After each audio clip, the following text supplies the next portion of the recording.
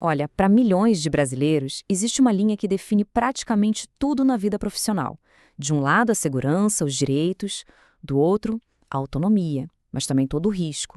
É a linha, muitas vezes invisível, que separa quem é empregado de quem é autônomo. E é exatamente essa linha que a gente vai investigar hoje.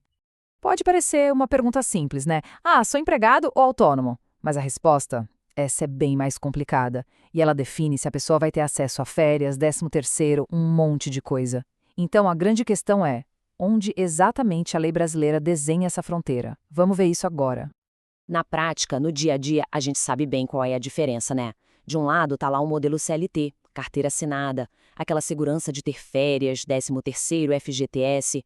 Do outro, o PJ, o MEI, que traz mais liberdade, claro, mais autonomia, só que o risco do negócio é todo da pessoa.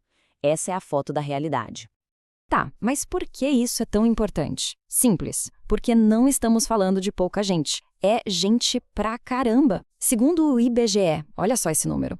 No primeiro trimestre de 2025, o Brasil tinha 32,5 milhões de trabalhadores informais. É 32 milhões e meio. Pensa só, é uma população inteira vivendo nessa área meio cinzenta, onde entender essa diferença na lei pode literalmente mudar a vida. E para tentar colocar ordem na casa, a lei não pode se basear em achismo, né? Ah, eu acho que é emprego. Não. Existe um checklist mesmo, sabe? Com 5 critérios bem claros para definir o que é e o que não é uma relação de emprego. E são esses aqui, ó. Pessoalidade significa que tem que ser aquela pessoa específica. Não dá para mandar um primo no lugar. Não eventualidade, ou seja, tem uma rotina, não é um trabalho que se faz uma vez na vida e nunca mais. Onerosidade, que é basicamente receber um salário por isso, né? E alteridade, que é uma palavra chique para dizer que o risco do negócio é do empregador e não de quem trabalha. Mas o grande ponto, o que gera toda a discussão, é o quinto item, a tal da subordinação jurídica. Beleza, então, chegamos no ponto principal. O que raios é essa tal de subordinação? Pois é, por décadas, os maiores especialistas em direito do trabalho quebraram a cabeça para tentar achar uma definição que funcionasse para todo mundo. E foi uma jornada, viu? Primeiro pensaram assim: ah, é a dependência técnica. A ideia era que o empregador sabia como fazer e o empregado só executava. Mas e um médico contratado por um hospital? Ou um engenheiro? Eles sabem mais que o dono da empresa. Não colou. Aí tentaram outra coisa. Então, é dependência econômica. O trabalho é a principal fonte de renda da pessoa. Mas e quem tem 2 empregos, ou quem trabalha, mas não precisa daquele dinheiro para viver? Também não fechava a conta. Foi aí que o foco mudou.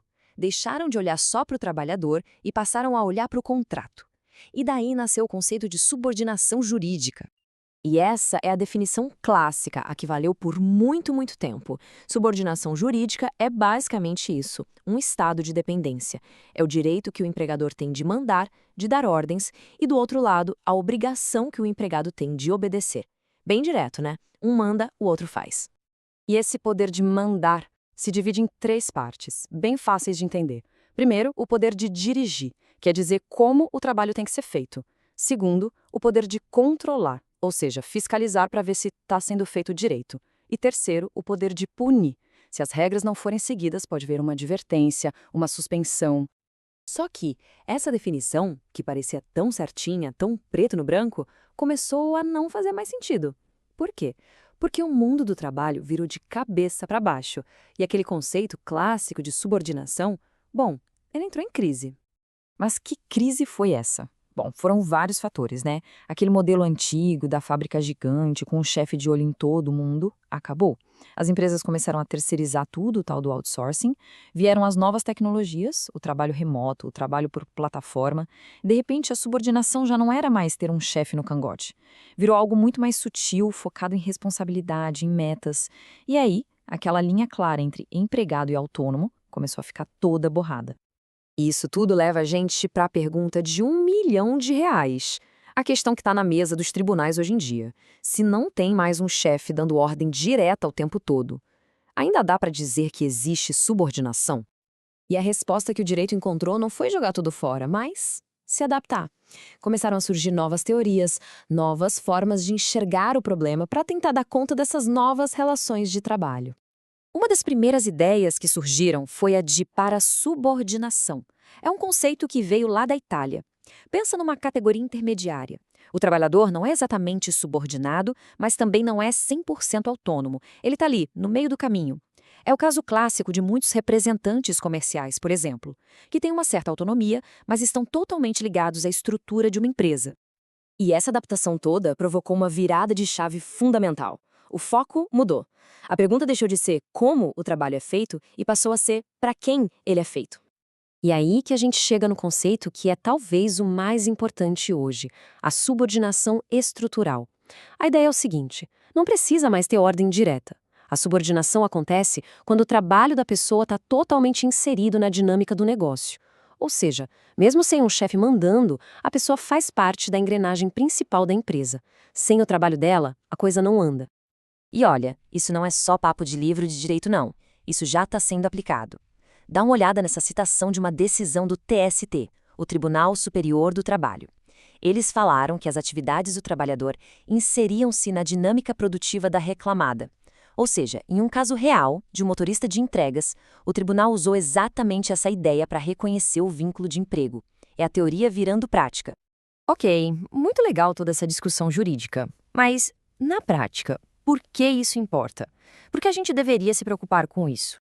Importa e muito, porque aquela linha invisível do começo, ela não está só sendo redesenhada, ela está sendo disputada, sabe? Em tempo real.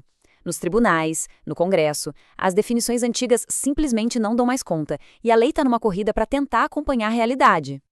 Porque no final das contas, o que está em jogo aqui é o acesso a direitos fundamentais.